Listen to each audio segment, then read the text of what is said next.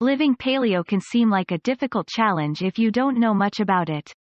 Like the ketogenic diet or any other diet trend that has taken the world by storm, it can be difficult to differentiate it from the rest. However, there is one distinct and important difference between going keto and living paleo. One is a diet that can actually kill you if you are on it too long because it physically alters your body and puts you into starvation mode, while the other is a very beneficial way to reframe your life so that you are focusing on doing things as naturally as possible to emulate the lifestyle our Paleolithic ancestors might have had if they had more advanced technology. A lot of people are intimidated by the sound of going paleo. It is a strong word. It refers to our ancestors and can bring to mind very powerful images. But going paleo means more than just hunting and fishing, though eating lean meats and fish is a huge part of the lifestyle. Living a paleo lifestyle means making sure that you are taking care of your body and treating it the way it was meant to be treated by nature. Our bodies are theoretically designed to follow this diet, right down to the way our jaws and teeth are designed. We are meant to be eating these types of foods biologically, and introducing grains and dairy and other types of processed foods and refined sugars has actually caused us quite a lot of harm over the years. There are scientific studies, in fact, that show how hormonal changes have caused young women, and sometimes even men, to develop breasts prematurely because they have been eating too many hormones that would never have been present in their food in the Paleolithic era. Those types of findings are very disturbing. It is time that we start to take accountability. We need to know exactly what we are putting into our bodies and be brave enough to look society in the eye and reject the status quo. Just because it is convenient and it is making things simple, it doesn't mean that it is the best way to do things. We do not need to be feeding chickens growth hormones that are affecting children as young as 11 years old. We do not need to be eating foods that are harmful and can contribute to diseases such as cancer and Alzheimer's later in life. No matter where you may find yourself on the spectrum of living paleo, one thing is common to us all. We deserve to be healthy and live the best lives we possibly can. And doing so begins with a choice that we make to put the healthiest possible foods into our bodies as fuel and prepare ourselves for the journey that lies ahead. The Paleolithic diet was developed in the 1970s by a scientist who was hoping to encourage the people around him to pay more attention to their health. He was hoping that the Paleolithic man could serve as an example to us all of the way we should be eating and drinking and staying active in order to best serve our bodies and minds. This idea was taken a step further later on, when another man determined that our bodies are biologically suited for the Paleolithic diet and lifestyle. Our teeth and digestive system find it easier to thrive when eating lean meats, natural vegetables and fruits, nuts and seeds, and drinking a lot of water. Refined sugars and complex carbs were never an issue back in the Paleolithic era. But the more humankind begins to tamper with what was once a natural thing, the more dangerous to our bodies it becomes.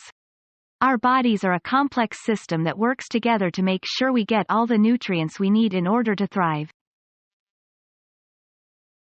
If that isn't happening, as it often doesn't when we are living on the standard American diet, then we begin to slow our functioning.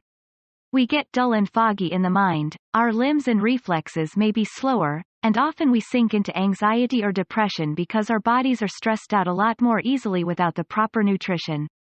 It is incredibly important to make sure we are eating right and exercising, and in following a paleo lifestyle, we cut out the bad things like fast food and fatty things and focus exclusively on only the foods that will help us to thrive. That is what the paleo lifestyle is all about. While you may be intimidated by the prospect of going paleo, there really isn't all that much to worry about.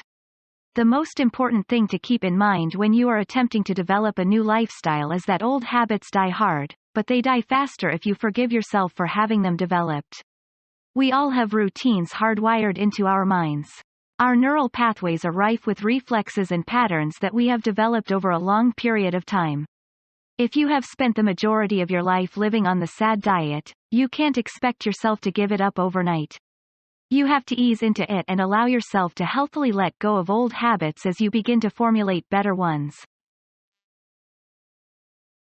Building habits is perhaps the most important key in maintaining any new lifestyle, and in the book, Living Paleo will help you to begin strategizing exactly how you will be able to do that for yourself.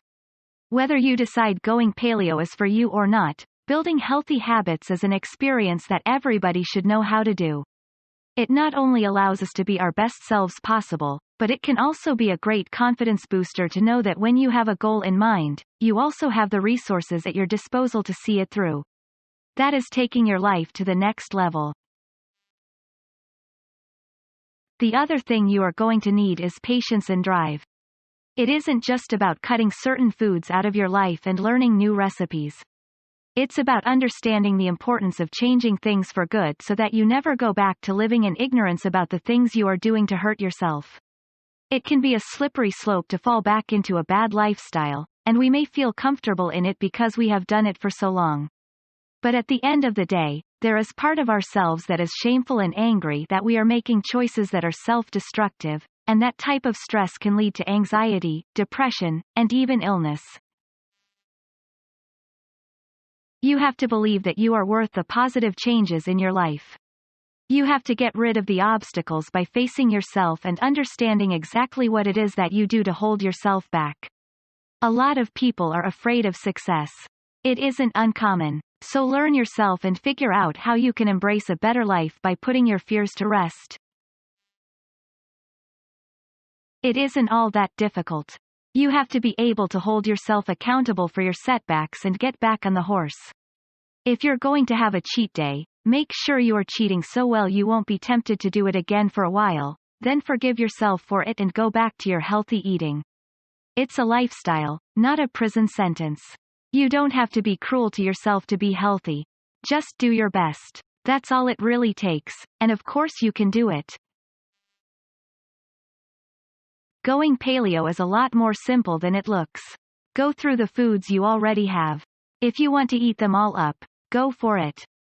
If you want to give them away, you could do that too. If you want to keep them around, that probably isn't such a good idea, but that is your choice to make. If you want to straight out throw them in the trash can, you do what you have to do to make your lifestyle better. The paleo diet is simple and exquisite.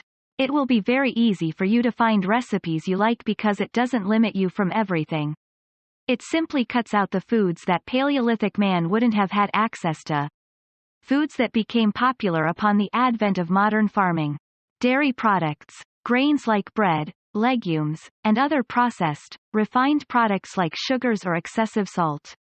It's a simple diet and it works wonders. There are so many options. And although many of us are very used to eating bread with every meal, the alternatives are just as good, and soon enough you don't even miss it anymore. Things like lettuce, for example, can be incredible substitutes for wraps or buns.